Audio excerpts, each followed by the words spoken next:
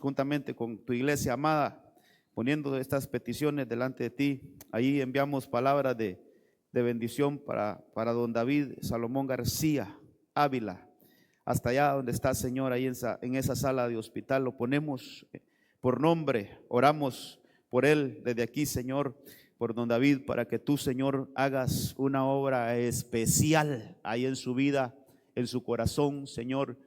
En el nombre de Jesús, sabemos que para ti no hay nada imposible, Señor. Sabemos que la oración eficaz del justo puede mucho. Y si es tu voluntad, Señor, para ti no hay nada imposible. Solo oramos con fe, creyendo que en este mismo momento tú puedes tocar ahí su cuerpo, puedes tocar a su salud, Señor, y todo puede quedar normalizado en su cuerpo. En el nombre de Jesús oramos y bendecimos su vida. Y desde ya, Señor, creemos que tú estás obrando en el nombre de Jesús, y cada petición delante de ti la ponemos creyendo que tú eres nuestro Señor, tú eres nuestro sanador, tú eres nuestro proveedor, tú eres nuestro libertador, Señor. Tú eres el que nos provisionas en todo. Así es que ponemos estas peticiones delante de ti, Señor, y cada una de las peticiones que puedan haber entre el pueblo, ahí las ponemos, Señor, para que sean contestadas en el nombre de Cristo Jesús. Te damos gracias, Señor. Toda la gloria, toda la honra es para ti. Oramos también por tu palabra. Oramos por este tiempo donde nos sentamos para aprender. Queremos seguir siendo ministrados. Queremos seguir siendo, Señor, preparados por la bendita palabra del Señor. En el nombre de Cristo, que nuestros corazones estén hoy como esa tierra preparada, Señor. Esa tierra sin espinos, esa tierra sin piedras, esa tierra sin estorbo, sin ningún estorbo, para que la palabra del Señor llegue a nuestros corazones, la entendamos, Señor, y la pongamos por obra, la pongamos en práctica. Señor, que este tiempo sea un tiempo donde alcancemos, Señor, ese anhelo de que nosotros seamos ministrados, no solo, Señor, superficialmente, sino que venga la administración interna a nosotros. Nuestro espíritu sea ministrado por tu palabra, nuestra alma sea ministrada por tu palabra, Señor, y aún nuestro cuerpo, nuestra carne, Señor, reciba ahí la administración de tu palabra. En el nombre de Cristo Jesús, gracias, Señor. Amén, amén y amén. Gloria a Dios. Qué bueno, hermanos, que siempre el Señor nos habla, nos guía, nos orienta, y seguramente el Señor va a ir ordenando todo para que nosotros vayamos alcanzando, hermano, todo ese desarrollo que Él quiere darnos. Fíjese que antes de la presentación quiero leerle un versículo que está en Hechos 2:42.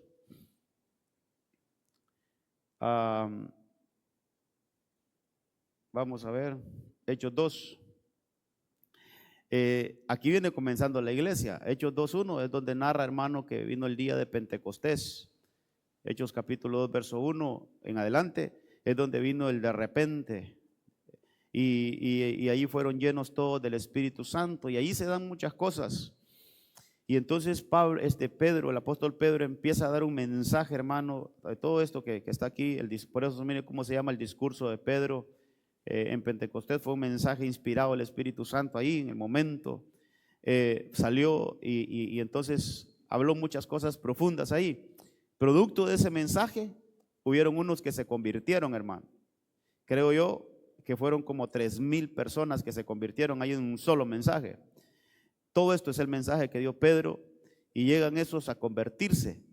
Aquí está el verso 37, dice: al oír esto, compungidos de corazón, dijeron a Pedro y a los demás apóstoles: hermanos, ¿qué haremos?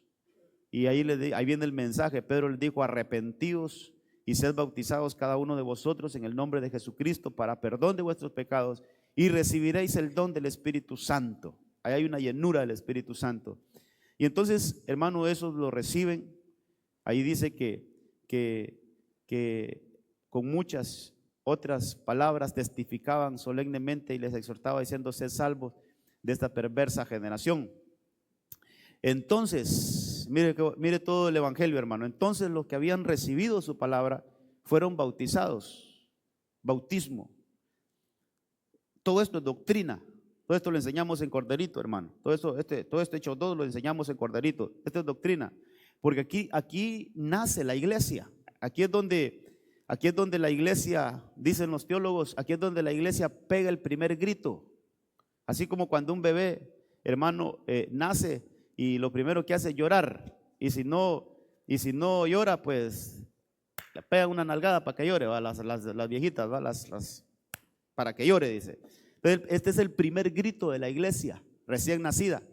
Y entonces, hermano, dice que los que habían recibido su palabra fueron bautizados y se añadieron aquel día, ahí está, son como 3,000 personas, 3,000 almas.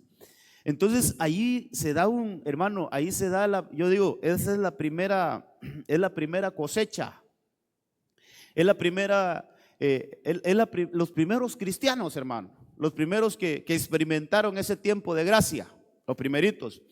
Ya los apóstoles pues tenían un recorrido anterior, pero fueron equipados ahí juntamente con los otros discípulos en el aposento alto, pero cuando ya salen a dar el mensaje, Pedro es el mensajero ahí, y entonces surgen estos 3,000. No le he puesto, ¿verdad, hermano? Dios santo, ni allá me dijeron nada hoy. Yo creí que ya estaba. Avísenme ahí, amados, si ya se puede conectar esto. Entonces, vamos a ver. Ya aquí yo estoy conectado, me avisan ahí sí. Entonces dice el verso 41, eso es lo que le estaba leyendo, que fueron como 3,000 almas. Ahora, es importante que aprendamos qué hay que hacer después de. Por ejemplo, si aquí hay alguien que no se ha bautizado, y quizás ya recibió a Cristo, quizás ya creyó, pero no se ha bautizado, perdón.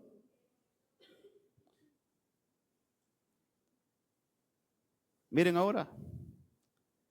Ok, si hay alguien, le decía, si hay alguien que no se ha bautizado, hermano, pues le hace falta ese paso tan importante, hermano, tan importante, y lo único que necesita una persona para ser bautizada es creer, es creer. Entonces, mire qué importante, quiero hacer un enlace con esto, hermano. ¿Qué se debe de hacer después de haberse bautizado? O sea, ¿a qué debemos entrar? Una vez que nos sacan del agua, ¿qué sigue? Porque a veces se quedan esas brechas, hermano. Mire, alguien pudo haber recibido a Cristo y no se bautizó, ahí se quedó una gran brecha. Ahí se quedó una gran brecha, hermano. Pero puede pasar también que un cristiano se bautizó y creyó que eso era todo y se desconectó del evangelio. Pero entonces aquí la palabra nos enseña qué hay que hacer después de bautizarse. ¿Qué sigue después de bautizarnos?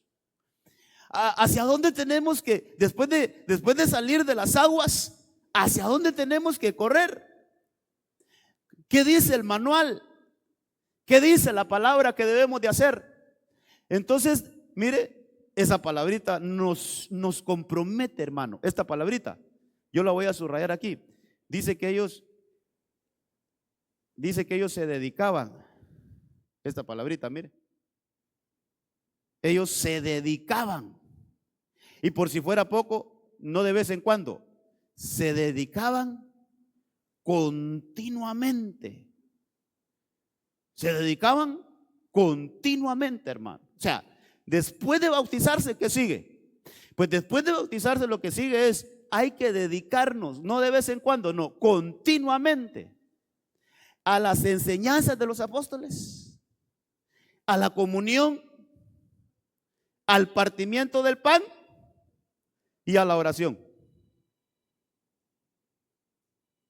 4 cosas ahí, hermano. 4 cosas. Primero, a la doctrina. Así, hay versiones que así lo dicen, a la doctrina. Hay que empezar a aprender. Hermano, recién hablábamos aquí la importancia de que nosotros nos expongamos a la enseñanza apostólica. La importancia de que nosotros recibamos la instrucción apostólica. Y yo ese martes, yo creo que fue un martes que lo hablé, les dije, iglesia, esforcémonos más por recibir la bendición apostólica. Qué bien que usted esté aquí, hermano. Qué bien que usted venga y esta es su casa, esta es su iglesia, este es el lugar de nuestro refugio. Gloria a Dios. Pero sobre nosotros hay una cobertura. No sé si usted lo sabía. Hay una cobertura apostólica. Hay una cobertura, hermano, que nos ayuda a abrirnos los ojos. Entonces, así como aquel ciego fue donde Jesús para que le hiciera un milagro en sus ojos, y lo que hizo Jesús fue untarle barro en sus ojos, pero después lo envió y le dijo: ve y lávate en el estanque de Siloé. Y dice la Biblia que Siloé quiere decir enviado, y esa palabra enviado es apostolos. Esa es, hay que exponernos a la administración apostólica. Iglesia, yo quiero insistirle en esto: tómese un tiempo para ser ministrado apostólicamente. Yo no soy apóstol, yo soy pastor, pero sobre nosotros, mi cobertura, mi padre espiritual sí es un apóstol del Señor, y tenemos tanta facilidad de exponernos a la administración apostólica, que yo diría, no debería de haber una ovejita que no reciba la enseñanza apostólica. Pero también dice la Biblia, hermano, que debemos de la comunión. La comunión, la comunión. Mirad cuán bueno y cuán delicioso es que estemos los hermanos juntos en armonía. Esto tiene que ver con congregarnos, hermano. Esto tiene que ver, o sea, ¿qué tiene que hacer alguien que se bautiza? Pues tiene que exponerse a la administración apostólica, pero también tiene que congregarse. Comunión, comunión. El partimiento del pan, eso es Santa Cena. Entre las cosas que podemos aplicar eso es Santa Cena. Si hay un cristiano que se bautizó y nunca se sentó a la mesa del Señor, hay problemas ahí. Hay problemas. Hermano, yo encuentro que estas son 4 cosas básicas que nos van a dar equilibrio. Y la última que se menciona ahí es la oración. Entonces, todo el que se bautizó, ¿cuántos bautizados hay aquí? Pero todos los que nos bautizamos deberíamos de estar en esto. Todos los que nos bautizamos deberíamos de estar en esto, hermano. Para que veamos qué pasa después con esos cristianos que están en esto. Hay que seguir leyendo, ahí pasan otras cosas. Pero yo quiero mostrarle 4 cosas básicas que debe de hacer todo bautizado. Mire, yo estoy con un sentir, pero yo sé que el Señor es del Señor y lo vamos a hacer. Vamos a empezar a dar corderitos a toda la iglesia y yo los voy a dar. Vamos a agarrar los martes y vamos a agarrar las clases de corderitos. O sea que vamos a sacar corderitos toda la iglesia. Porque me he dado cuenta, hermano, que hasta el pastor necesita ir a estudiar todavía la doctrina básica. Te digo, si así está el pastor, ¿cómo está la iglesia? Sí, porque yo estudiando algunas cosas básicas. Esto es doctrina básica, esto es corderitos. ¿Sí o no, hermano Gerson? Esto es corderitos. Pero estudiando esto me doy cuenta, Dios santo, pero realmente esto no lo hemos explicado así. Necesitamos refrescarlo, necesitamos con una unción fresca poder explicarlo. Entonces por ahí nació el sentir: Señor, ¿será que me toca quedar corderito a toda la iglesia? Para que desempolvemos todo y todos, hermanos, le entremos a la doctrina básica. Entonces, mire, 4 cositas, 4 cosas que debe de estar haciendo todo bautizado. Entonces, 4 es número de equilibrio. Y si yo le pongo mire, si yo vengo y le pongo a usted una silla aquí, que le falta una pata, y le digo que se siente en ella, ¿usted se sentaría? ¿Se sentaría con toda confianza aquí enfrente de toda la iglesia en una silla que tenga solo 3 patas? ¿Por qué? Se van a reír de mí, hermano. Mire, ahora todos lo sacan en Facebook y en TikTok, entonces ¿sabe qué? Van a hacer memes de mí, hermano. Mejor no me siento ahí. ¿Por qué, hermano? Porque le hace falta una base. Porque es que a veces nuestra vida espiritual tambalea mucho.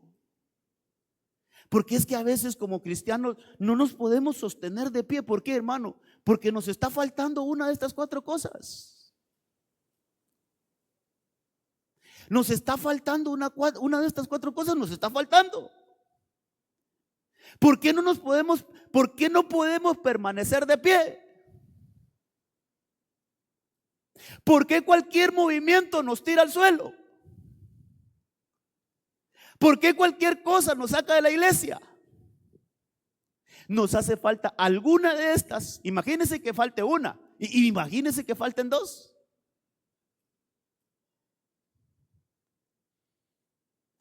Entonces yo entiendo, hermano, para ser cristianos estables necesitamos estas 4 cosas. Para ser cristianos así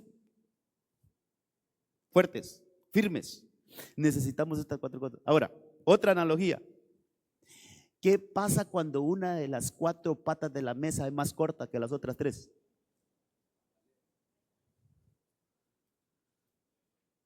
¿Verdad que tiene problemas también? Usted se sienta con un buen plato de sopa marinera ahí en la mesa, hermano, pero esa mesa tiene una de las 4 patas que está más corta que la otra, y de repente llega uno de sus hijos y hace a la mesa así, hermano, y se le viene encima todo. Tiene las 4 patas, sí, pero tiene problemas, tiene una más larga. Mire, habemos cristianos que tenemos una de estas cosas más desarrolladas que otra, y no debería de ser así. Solo le voy a mencionar una de ellas: cómo estamos con la oración. ¿No será que sí oramos, pero muy corta esa pata, hermano? ¿No será que debemos de desarrollar más la oración? ¿Sabe que habla el Señor a mi corazón? ¿Sabe que habla el Señor a mi corazón? La iglesia en su mayoría no está orando. La iglesia en su mayoría tienen poca oración. Y por eso es que a veces estamos como estamos, hermano. Que el Señor nos ayude, hermano. Mire, que el Señor nos ayude a tener estas 4 cosas desarrolladas, que nos dediquemos. ¿Qué se entiende, hermano, por dedicarse? ¿Qué se entiende por hacerlo continuamente? ¿Qué se entiende? ¿Qué nos dejan esas 2 palabritas juntas, hermano? ¿Qué nos dejan esas 2 palabritas juntas? Que nuestra vida realmente tiene que cambiar. Todos aquellos que ya nos bautizamos, nuestra vida tiene que cambiar, tiene que cambiar, tiene que cambiar. Debemos de buscar una estabilidad en Dios. Debemos de buscar, hermano, que el Señor nos ayude a que realmente nosotros podemos encontrar un equilibrio en Dios, en un equilibrio. Señor, yo voy a proponer en mi corazón que yo me voy a exponer más a lo apostólico, y ahí me cuenta. Mire, hermano, si hacemos caso a lo que la palabra nos dice, si obedecemos a lo que la palabra nos dice, nuestra vida va a cambiar, hermano, nuestro entorno va a cambiar, todo en nosotros va a cambiar.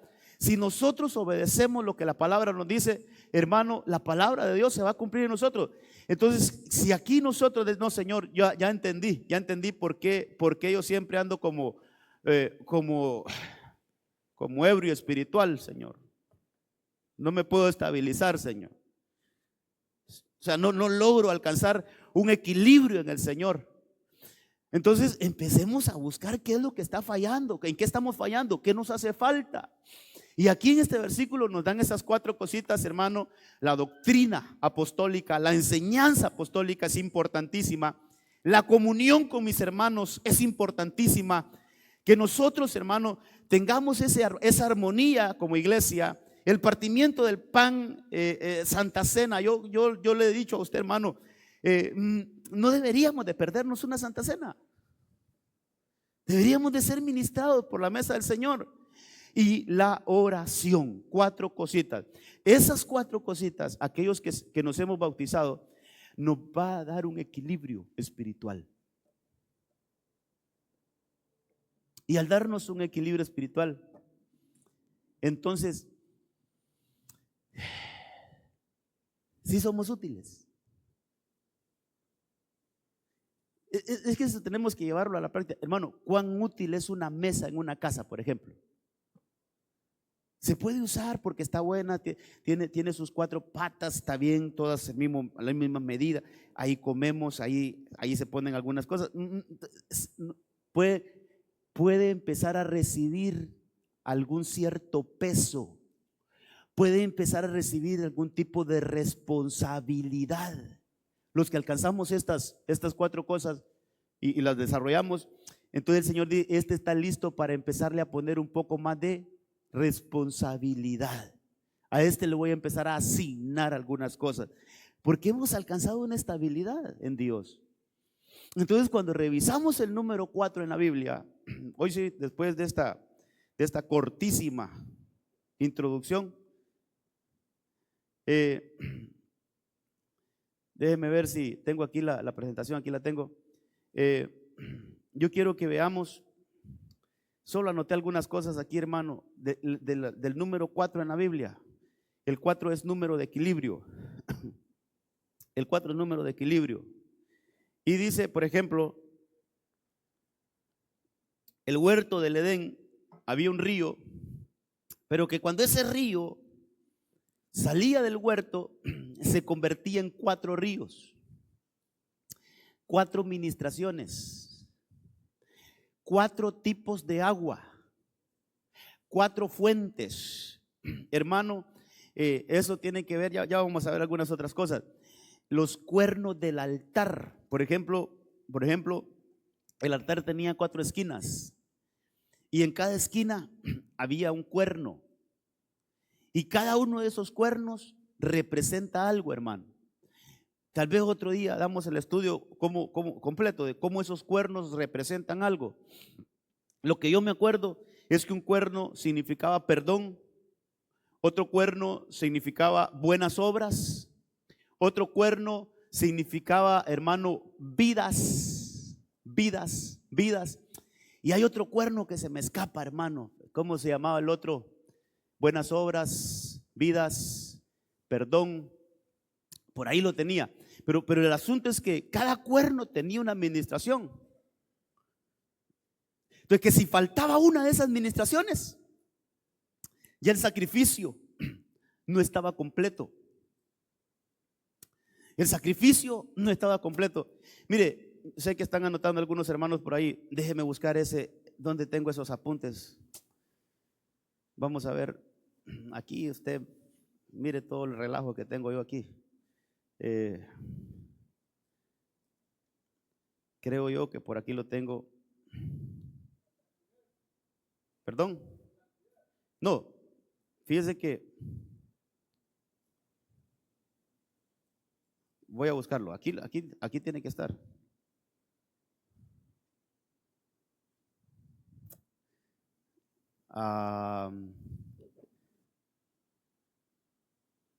Déjeme buscarlo, hermano. Pues, es cuernos del altar, le puse a ese apunte. Vamos a ver.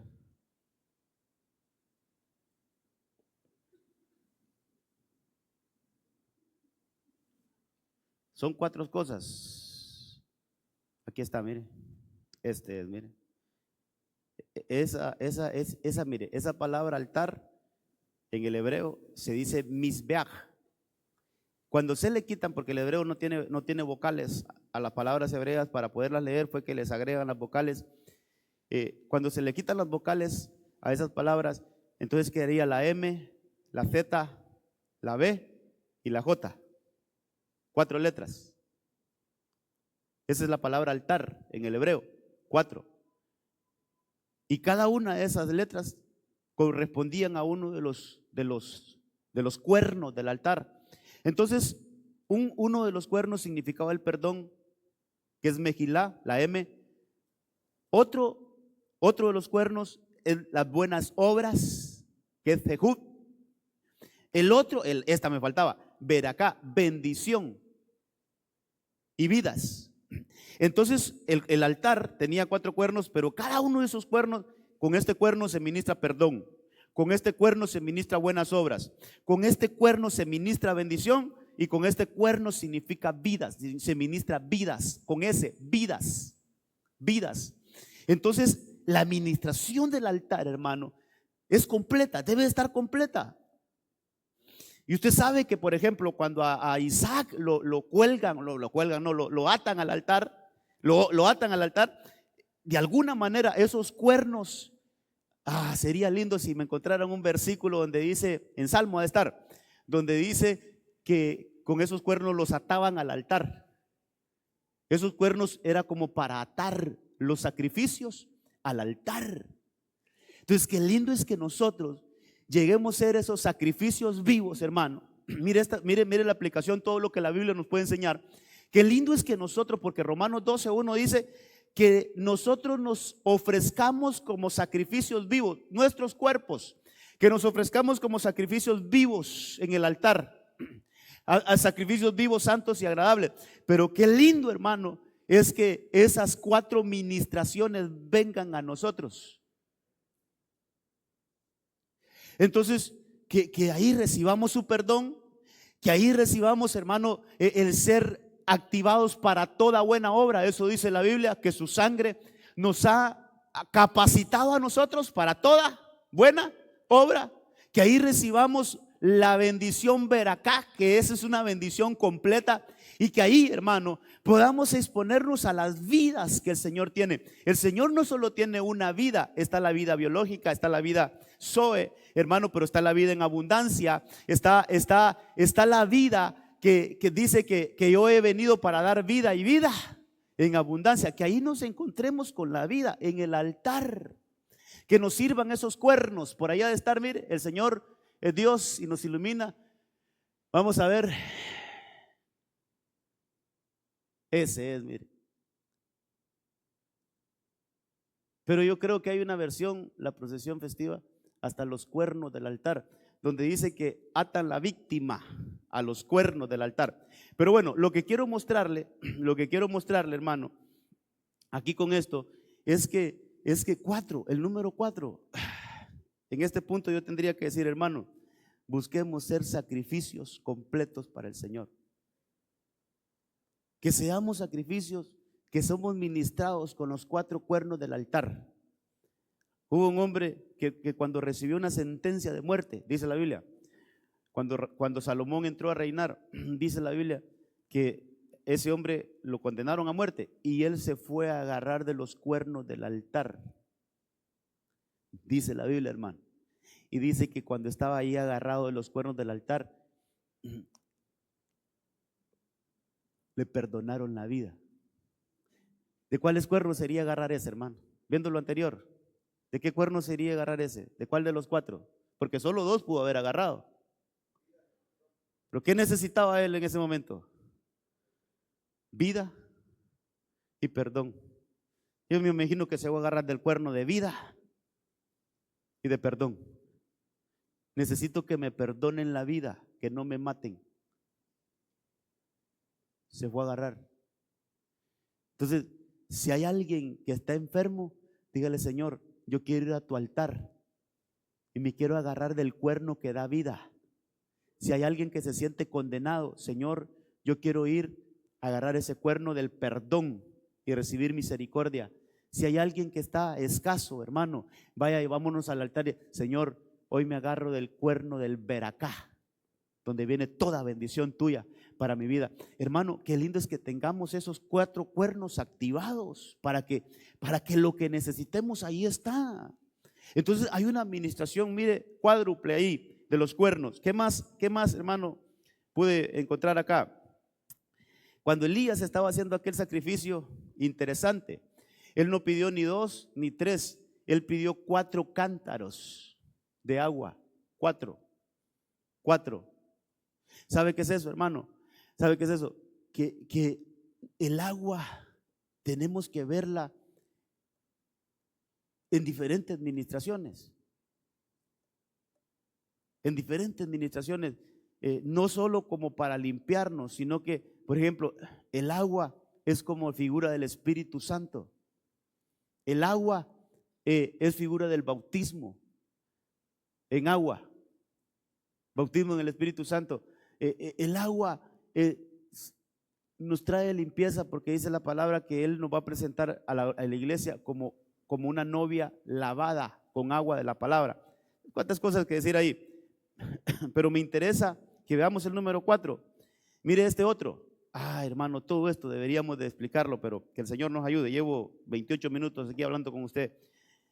El recorrido de Elías antes de ser arrebatado fue por 4 lugares.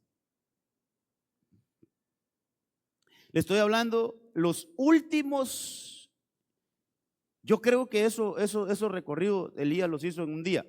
Habría que estudiarlo. Pero los últimos lugares, yo quiero que lo veamos de esa manera. Los últimos lugares donde estuvo Elías antes de ser arrebatado fueron 4 lugares. Y cada uno de estos es un mensaje. ¿Cuántos quieren ser arrebatados? Pero de veras, hermano, ¿cuántos nos queremos ir en el arrebatamiento, hermano? Sí, yo espero que nadie quiera quedarse en la gran tribulación y saludar al diablo aquí en vivo. Porque eso dice la Biblia, que cuando la iglesia sea arrebatada, el diablo lo van a tirar a la tierra. O sea, en lo que nosotros subimos, el enemigo, mire, en lo que nosotros estamos subiendo, el enemigo va a ir bajando. Tal vez nos da chance por lo menos de decirle, tal vez el Señor nos permite darle carita al diablo, yo voy para arriba o vos para abajo. Porque así va a ser, eso dice la Biblia. Entonces, ¿cuántos, hermanos? Y lo que hablábamos ahorita, ¿cómo debemos de tener bien presente la venida de nuestro Señor Jesucristo, el arrebatamiento? Pero allí nos dejan un patrón, nos deja el Señor en su palabra, nos deja por lo menos algo que debemos de estar ahí pendiente. Antes de ser arrebatado Elías estuvo en 4 lugares. El primero fue Gilgal. El segundo fue Betel. El otro fue Jericó. Y por último estuvo en el Jordán. Y del Jordán, cuando sale del Jordán, vienen aquellos carros de fuego y se lo llevan.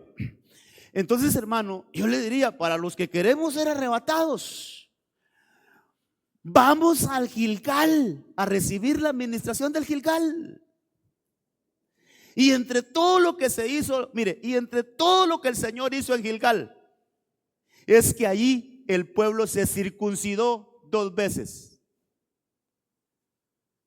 El Señor le dijo a Josué, hazte un pedernal de piedra y circuncida al pueblo. ¿Y sabe cuál fue la proclama de esa circuncisión? Quítale todo el oprobio que traigan de Egipto, que se olviden de Egipto. Hermano, yo creo que todos deberíamos de recibir la administración de Gilgal.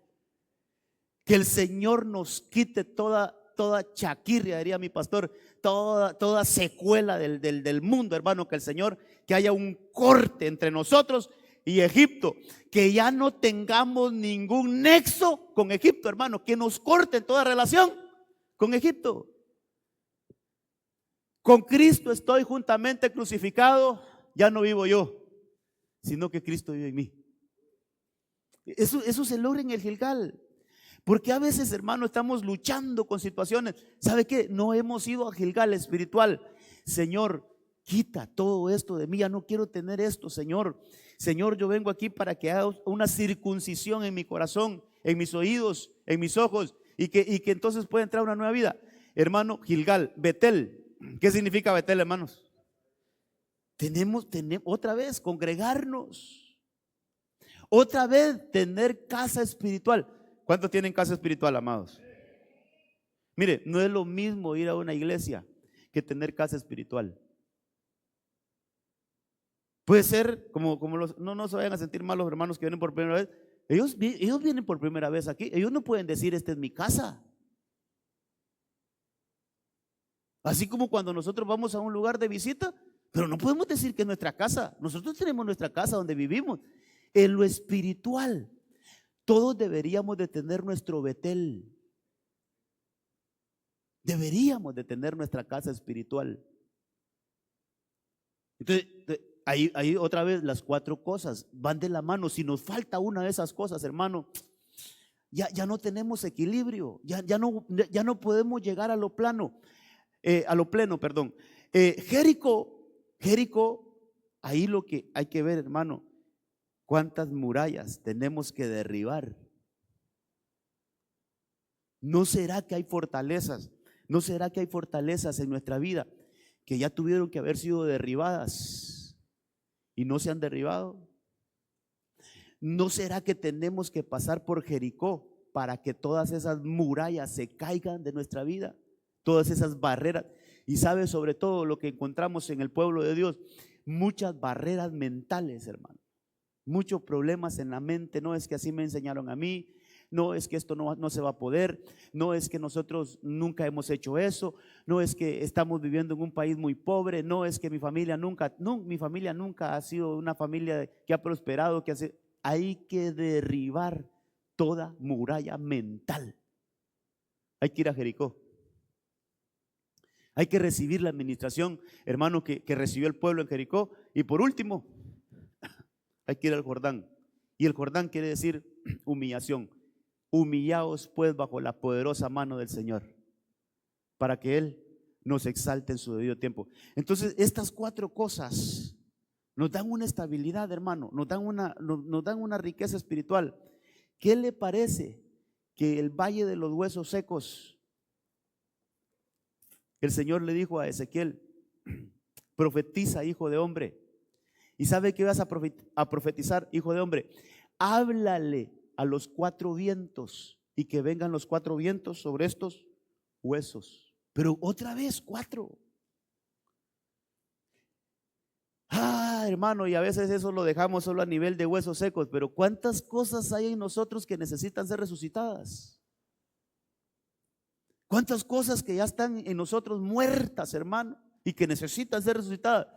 Entonces, qué lindo es poder decirle, Señor, ven a mi vida, que venga el viento del norte, que venga el viento del sur, que venga el viento del este, el viento del oeste, y que esos cuatro vientos juntos peguen sobre mi vida y entonces resuciten en mí todo aquello que se ha muerto, todo aquello que tiene que resurgir a la vida.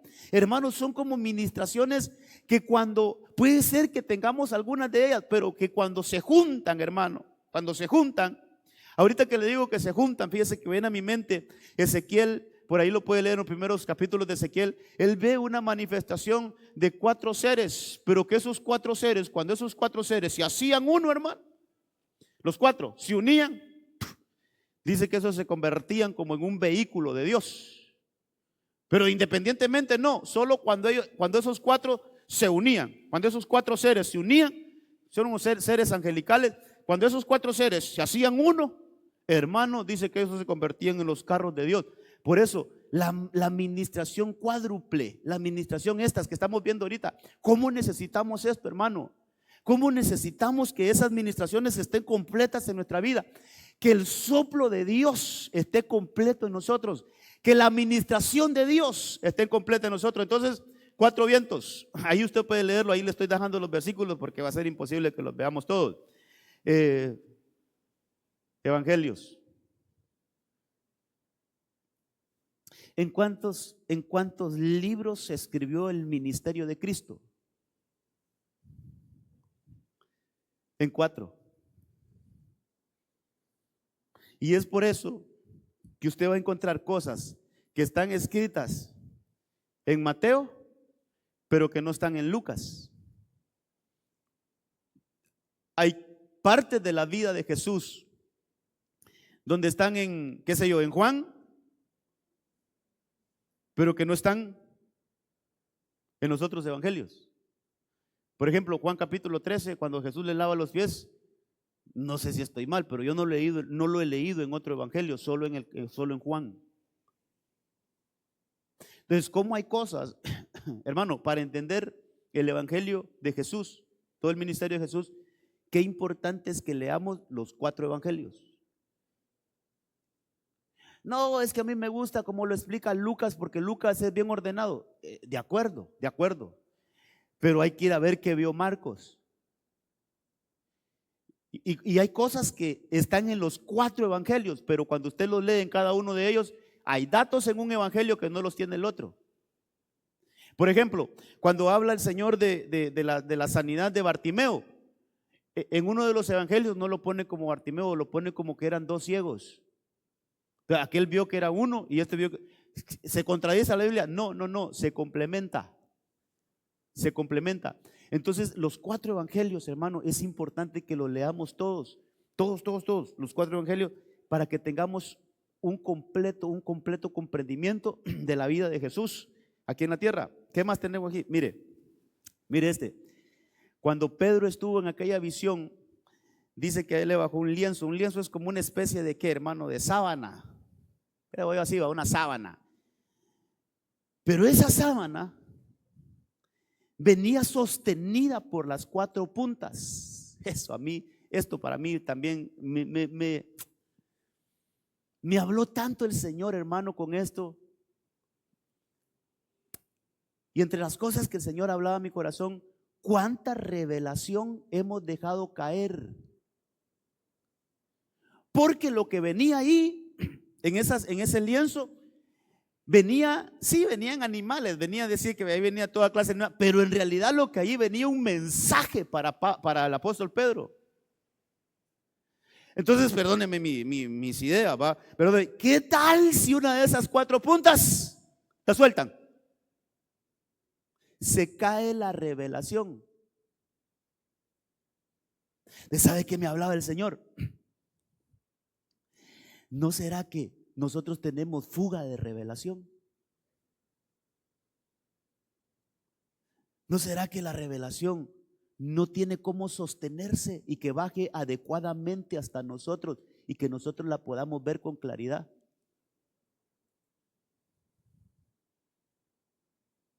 Entonces yo le decía al Señor, Señor, pero ahí Pedro no tenía nada que ver con que quién las estaba sosteniendo, si eran ángeles que la traían. Ahí no dice la Biblia. Sí. Lo que pasa es que a veces la revelación solo la queremos de una sola vía. Que el Señor me hable en sueños. No, a mí si no viene un ángel y me dice lo que tenga que hacer, no. Yo no le creo a un pastor. Yo no le creo a un apóstol. Hermano, tú no sabes de qué manera te puede enseñar el Señor, te puede revelar el Señor. ¿No será que esas 4 puntas podrían ser? Hay que ver la palabra escrita, hay que escuchar la palabra, hay que hablar la palabra. ¿No será que el Señor nos está llevando? No, ¿sabes qué? Ese lienzo solo los tiene sostenido por una punta. Busca sostener ese lienzo por las otras puntas también, para que la revelación se sostenga y tú puedas ver con claridad lo que el Señor quiere mostrarnos. Podría ser muchas cosas ahí, hermano, pero yo digo, Señor, pero es que ese lienzo no era Pedro que lo estaba, se lo bajaron a Pedro, Señor, y que si lo hubiera soltado en una de las puntas, que se hubiera perdido. Sí, se hubiera perdido la revelación, no llega, pero no dependía de Pedro. Entonces el Señor me hace entender, a veces nosotros tenemos sesgadas, hermano, tenemos sesgos, que hay que decirle al Señor, Señor, tú me puedes hablar aún por uno de mis niñitos pequeñitos, tú me puedes hablar a mí. Que ese manto de revelación, así le hubiera puesto a ese manto de revelación, que esté sostenido, para que el Señor nos haga entender y nos haga cambiar, hermano, nuestra mentalidad. Pedro, antes de esta experiencia, él solo creía que el evangelio era para los judíos. Eso. Él estaba encerrado, hermano, que el evangelio solo era para el pueblo judío. Con esa revelación entendió que el evangelio era para todos los pueblos, para todas las lenguas, para todas las naciones, para todo aquel que confesara el nombre de Cristo. Entonces, cambios de mentalidades a través de la revelación. Creo que tengo 2 más aquí. Las anclas de aquel barco. Las anclas de aquel barco que Pablo iba y que naufragó. Dice Hechos 27:29 que ellos tiraron las anclas porque el barco corría peligro que se fuera a estrellar entre las piedras, entre los escollos, dice ahí. Entonces con las 4 anclas lo lograron de alguna manera equilibrar.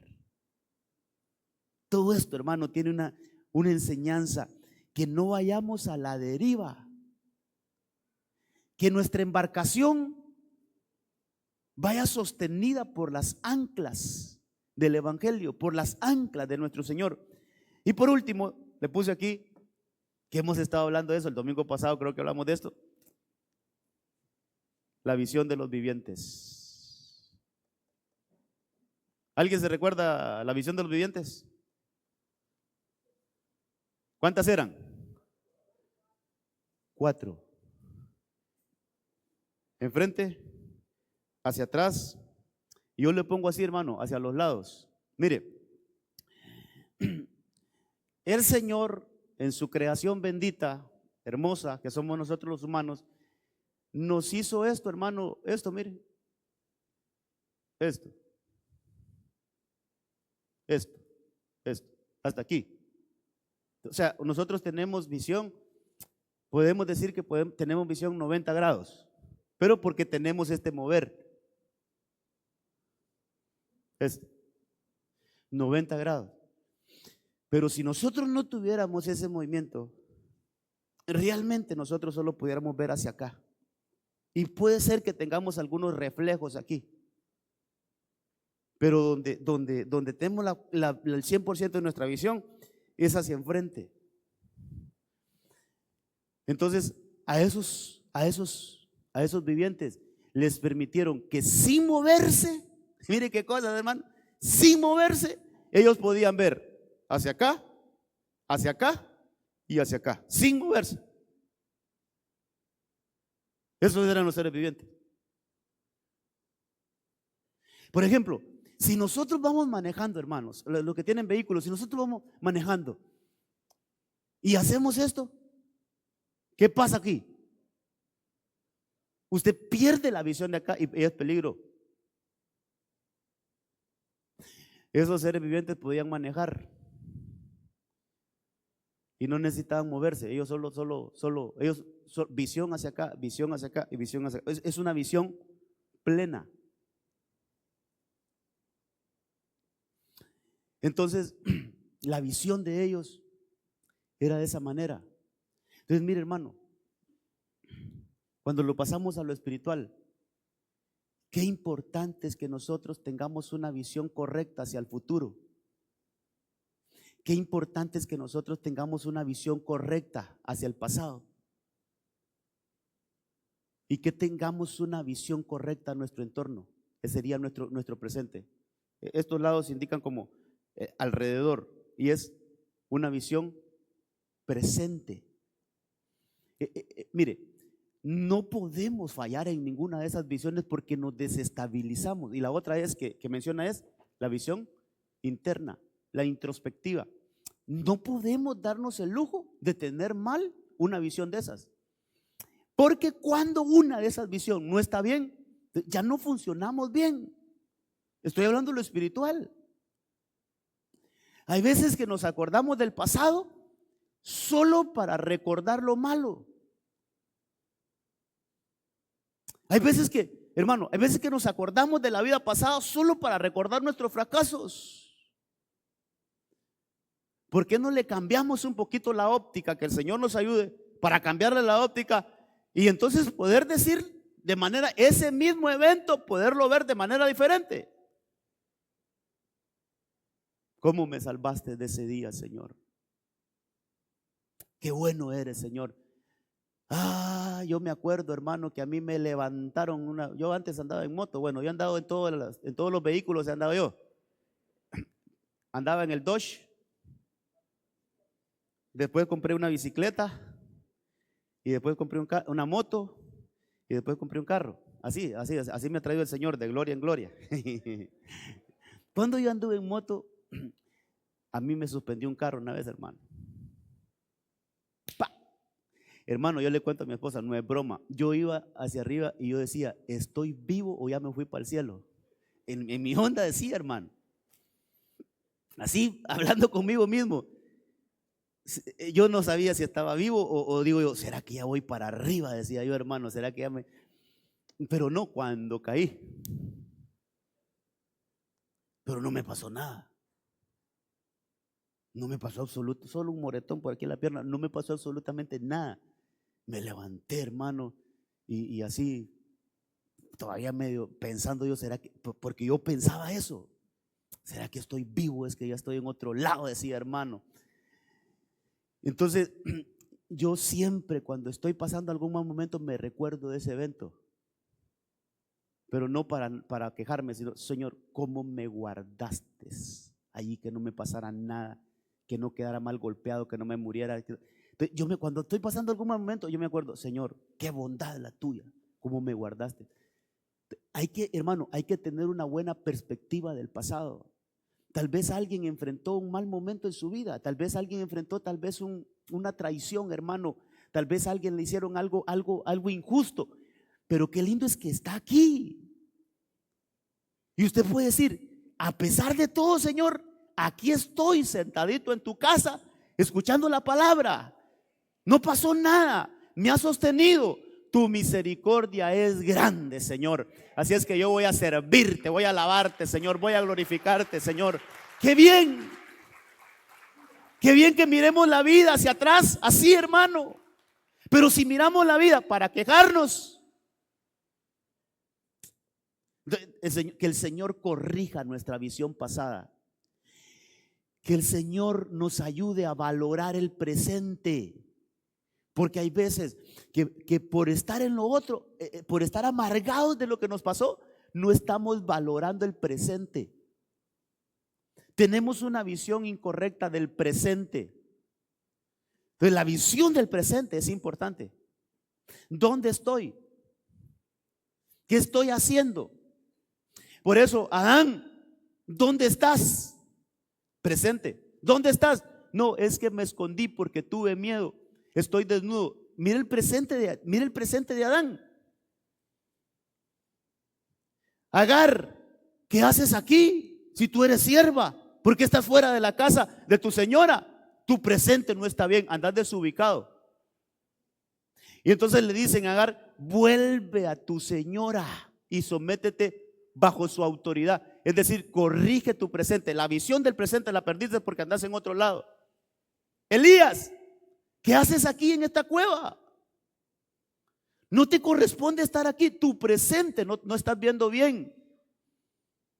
Tú no tienes que estar en esta cueva. ¿Por qué estás aquí? Presente. Tienes que ir a ungir al que va a ser tu siervo, a Eliseo. Tienes que ir a ungir a Jehú, que va a ser el rey de Israel. Mire todo lo que le dieron a ese y estaba en una cueva. ¿Cómo está nuestro presente? Hermano, nuestro presente puede estar desubicado porque no tenemos una correcta visión. Entonces, qué importante es tener buena visión al presente. Qué importante es que tengamos una buena visión al futuro. ¿Qué promesas no se han cumplido en tu vida? ¿Qué promesas no se han cumplido en mí? Pero no dejes de verlas. No dejes de verlas, hermano. No dejemos de ver el futuro halagador que el Señor tiene para la iglesia. Y lo voy a repetir porque esto es así. El futuro halagador que el Señor tiene para la iglesia, no para el mundo. Para el mundo lo que le espera es destrucción, hermano. Mire cómo esos países se están armando con armas nucleares. No sé en qué va a terminar eso, pero si empiezan a soltar todas esas armas nucleares, hermanos, a ver qué va a ser de los que no son la iglesia. Porque hay que explicarlo. Para la iglesia hay buenas noticias. Para el mundo, no muy buenas. Yo diría hasta desastrosas las noticias que se esperan para el mundo. Pero los que esperan en el Señor les brotarán alas como de águila. Porque dice el Señor, por cuanto has guardado mi palabra, yo también te guardaré de la hora de la prueba que se viene a este mundo. Entonces, hermano, ¿qué visión tenemos del futuro? ¿Qué visión tenemos del futuro? ¿Qué estamos esperando? Por eso creo que hay un mensaje claro esta mañana. No dejemos de esperar al Señor. No dejemos de esperar al Señor. Que tengamos una visión al futuro, pero también, ¿cómo nos estamos viendo a nosotros mismos?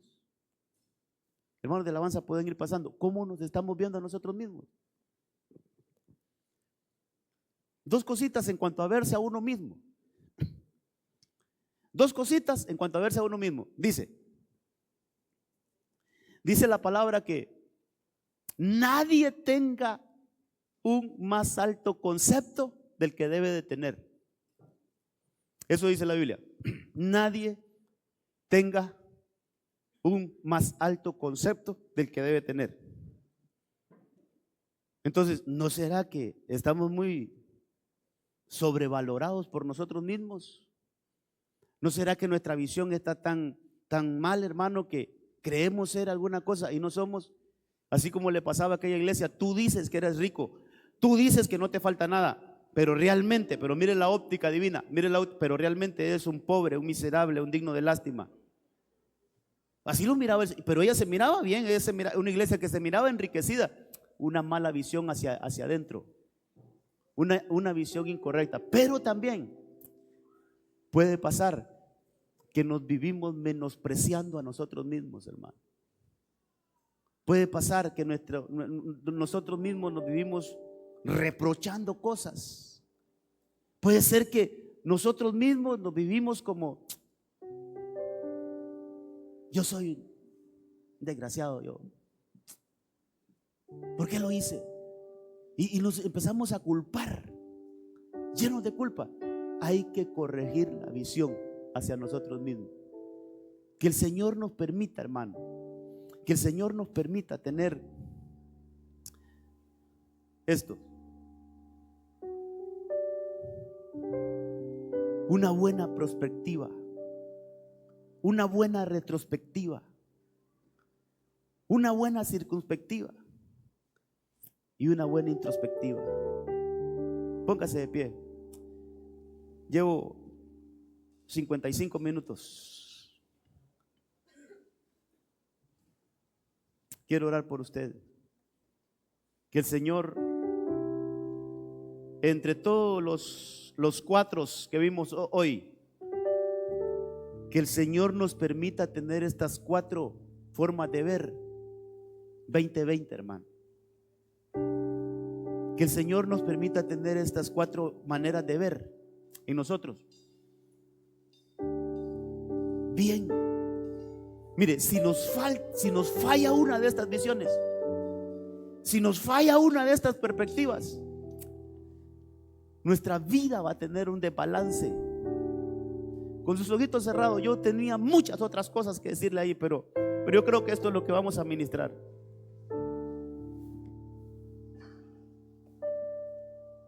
Hermano,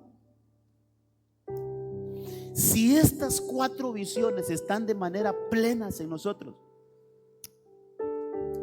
si tú puedes tener una visión correcta hacia tu pasado, si tú tienes una visión correcta en tu presente, si tú tienes una visión correcta hacia el futuro y una visión correcta hacia ti mismo, tu vida y mi vida, nuestras vidas van a tener una plenitud, hermano, una satisfacción, hermano. Y esta mañana el Señor quiere corregir eso. Y sabes, yo voy a hacer un llamado. ¿Cómo está tu presente? ¿Estás bien con el Señor o necesitas volverte al Señor? Desde ahí yo quisiera preguntarte, ¿cómo está tu visión presente? Así como el Señor le preguntó a Adán: ¿dónde estás, Adán? Y él estaba escondido, no estaba viviendo en su presente, tenía una visión incorrecta de su presente. Si hay alguien que necesita volverse al Señor esta mañana, venga aquí enfrente, vamos a orar por usted. Si hay alguien que necesita corregir su visión del presente, volverse al Señor, hay alguien que necesita a Cristo, venga, vamos a orar. El Señor le llama esta mañana. Venga sin temor. Dígale: Señor, Yo quiero que mi visión del presente, yo quiero que mi visión hoy sea corregida. Hay alguien que necesita reconciliarse con el Señor, hermano. Desde la profecía dijeron: si te vuelves hoy, si escuchó la profecía, si te vuelves hoy, hay misericordia. Ven a Cristo, ven al Señor, en el nombre poderoso de Jesús. Padre, si hay alguien aquí que necesita el auxilio tuyo, yo desato al ángel del ministerio para que rompa toda atadura, rompa toda cadena, que la administración del Espíritu Santo esté esta mañana aquí. Si hay alguien que necesita a Cristo, venga, no tenga temor, despójese de todo temor y venga, que el Señor quiere arreglar su presente, su futuro, aún su pasado. El Señor quiere que tenga una buena perspectiva de su pasado, que nada de lo que le ha pasado le ha ayudado en contra. Vengan adelante. El Señor puede hacerlo. Nada de lo que les ha pasado. Aquí vamos a orar por ustedes. Si hay alguien más, vengan. Si hay alguien más, vengan. En el nombre de Jesús. Nada de lo que les ha pasado ha sido en vano. Hoy el Señor va a corregir que aún ese pasado tú lo mires con buenos ojos. Que aún ese pasado tú puedas decir: Señor, yo siempre había visto mi pasado como un fracaso. Pero no. El Señor quiere obrar en ti. El Señor quiere obrar en ti. Dios le bendiga. Si hay alguien más, venga. Hermanas de liderazgo, vengan, ayúdenme aquí a orar. Carlos, venime, ayúdame aquí, por favor. En el nombre de Jesús. En el nombre de Jesús. Si hay alguien más, venga. En el nombre de Cristo. En el nombre de Jesús. Si hay alguien más, venga. En el nombre de Jesús. Vamos a orar. Padre, nada ha sido en vano. Nada, Señor. Nada, Señor, ha sido de casualidad. En el nombre de Jesús. Vengan, acérquense. En el nombre de Jesús. Si hay alguien más, venga. Oh, en el nombre de Jesús.